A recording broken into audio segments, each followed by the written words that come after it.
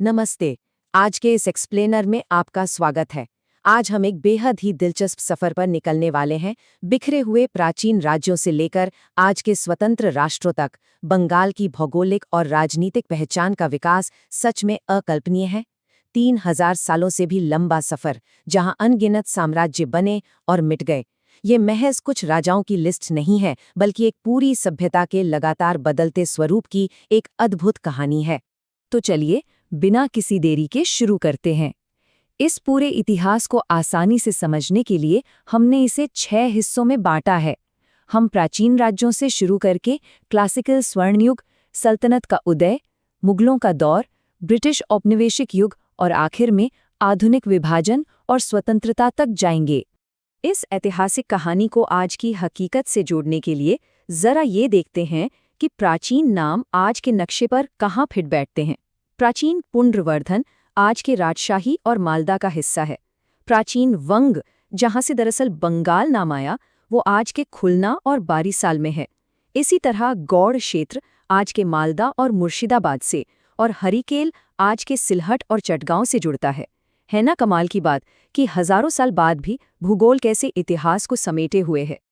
चलिए, पहले चरण की बात करते हैं, प्राचीन राज्य और साम्राज्य खंडित शुरुआत। यहाँ हम देखेंगे कि कैसे शुरुआती दौर के अलग-अलग राज्यों ने इस विशाल क्षेत्र की नींव रखी। अगर हम थोड़ा पीछे जाएं, मेरा मतलब है काफी पीछे जाएं, तो कहानी लगभग 1700 ईसा पूर्व के बृहद्रथ राजवंश से शुरू होती है।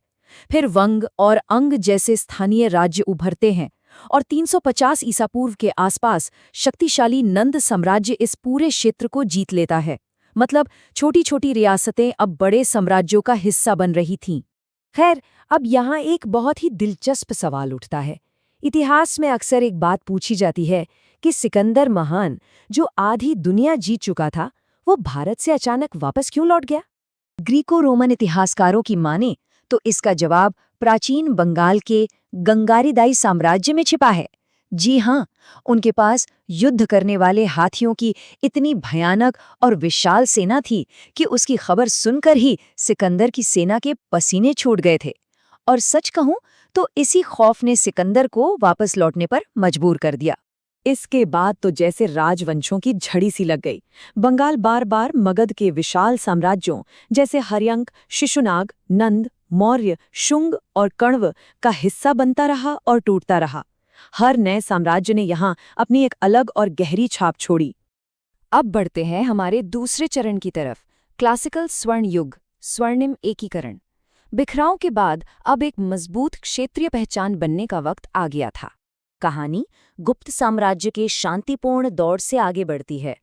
590 ईस्वी के आसपास गौड़ राज्य के राजा शशांक ने पहली बार इसे एक करके एक आज़ाद राजनीतिक व्यवस्था बनाई।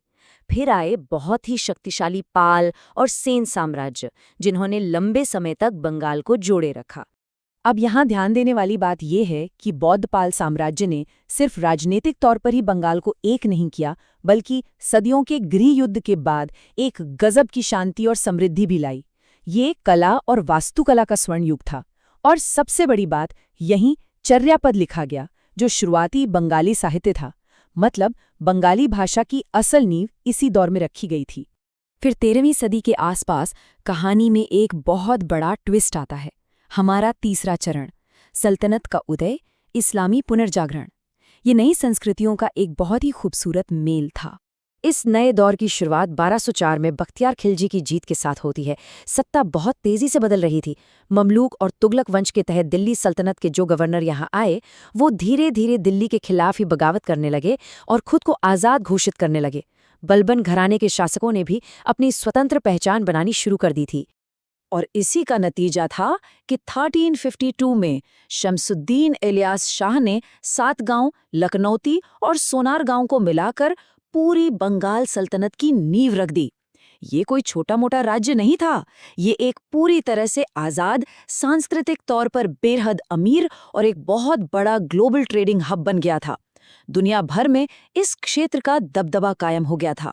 इलियास शाही से लेकर राजा गणेश का घराना और फिर शक्तिशाली हुसैन शाही और कर्रानी राजवंशों के दौरान बंगाल ने एक गजब की सैन्य और आर्थिक ताकत देखी। अलाउद्दीन हुसैन शाह के शासन में तो बंगाल ओडिशा से लेकर अराकान तक फैल गया था, एकदम चरम पर।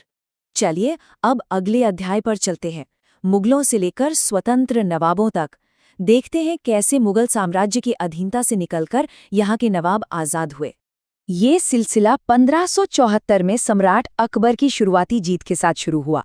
1608 में इस्लाम खान ने राजधानी को ढाका शिफ्ट कर दिया, लेकिन 1717 आते आते जो सूबेदार यहाँ राज कर रहे थे, उन्होंने दिल्ली की कमजोरी का पूरा फायदा उठाया और खुद को पूरी तरह आज़ाद कर लिया।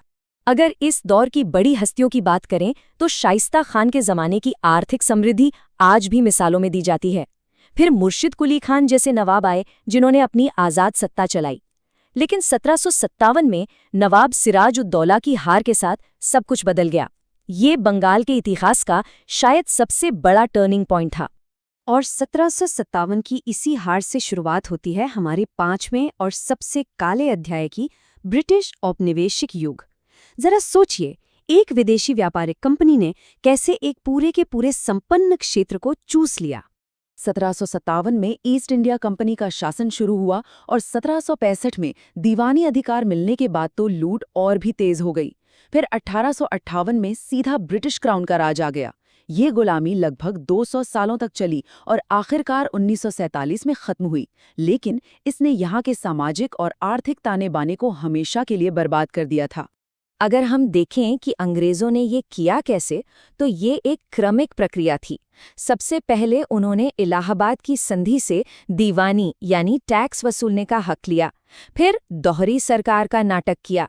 उसके बाद स्थानीय शासन यानी निजामत को पूरी तरह उखाड़ फेंका और अंत में बंगाल को सीधे ब्रिटिश राज के अंडर ले लिया। इतनी सदियों की उथल-पुथल झेलने के बाद हम आखिरकार आधुनिक युग में पहुंचते हैं, विभाजन और आधुनिक स्वतंत्रता। औपनिवेशिक शासन तो खत्म हुआ, लेकिन जाते जाते इस प्राचीन क्षेत्र को भौगोलिक और राजनीतिक रूप से 2 हिस्सों में फाड़ गया। आधुनिक इतिहास का ये दौर 1947 के विभाजन से दर्द से शुरू होता है, जब पूर्वी हिस्सा पाकिस्तान में चला गया। 1955 में इसका नाम पूर्वी पाकिस्तान रख दिया गया, लेकिन ये साथ ज्यादा दिन चला नहीं और ये तनाव 1971 के मुक्ति संग्राम में बदल गया, जिसने एक बिल्कुल नए और आज़ाद देश बांग्लादेश को जन्म दिया। तो नतीजा क्या हुआ? हजारों सालों से चली आ रही एक ऐतिहासिक रूप से एकीकृत सांस्कृतिक पहचान अब 2 अलग-अलग राजनीतिक हकीकतों में बट चुकी है। एक तरफ है भारतीय राज्य पश्चिम बंगाल, जहां मुख्यमंत्री शासन करते हैं, और दूसरी तरफ है पूर्वी बंगाल, जो आज एक आज़ाद संसदीय गणराज्य बांग्लादेश है। तो आखिर में एक बहुत ही गहरे विचार के साथ हम इसे खत्म करते हैं। 3000 सालों के इस सफर को देखने के बाद, जहां प्राचीन साम्राज्यों का उदय हुआ, सल्तनत ने राज किया, अंग्रेजों ने लूटा और फिर आज़ादी के नाम पर बंटवारा हुआ, बंगाल के इस ऐतिहासिक विरासत का अगला अध्याय कैसा दिखेगा? इतिहास गवाह है कि यहाँ सीमाएं और सत्ताएं हमेशा बदलती रही हैं, लेकिन इस जमीन की जो सांस्कृतिक रूह है, वो हमेशा जिंदा रही है।